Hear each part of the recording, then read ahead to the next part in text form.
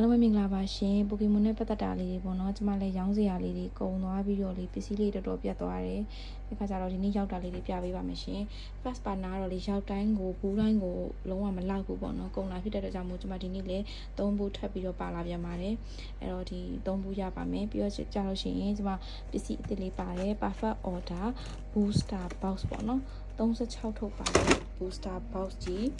အဲ့ဒီလေးရောက်ပါတယ်ရှင်ပြီးတော့လို့ရှိရင်ဒီမှာ6 pack booster bundle လေးလည်းရောက်ပါတယ်ပြီးတော့ sharper ပစ္စည်းပေါ့နော် suggest pack booster bundle လေးလည်းရောက်ပါတယ်ပြီးတော့လို့ရှိရင် perfect order ETB electronic box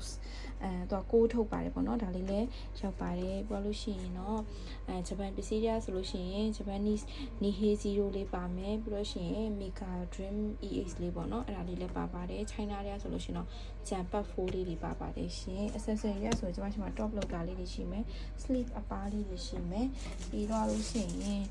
ဘိုင်နာလေးပေါ့နော်ဘိုင်နာလေးကလည်းရှာပပကျွန်မတအုပ်ပဲမှာလို့ရတာဆိုတော့တအုပ်လေးပဲထပ်ပြီးပါမယ်ပေါ့နော်ဆိုတော့ထပ်ရောက်ဖို့ရရှိပါတယ်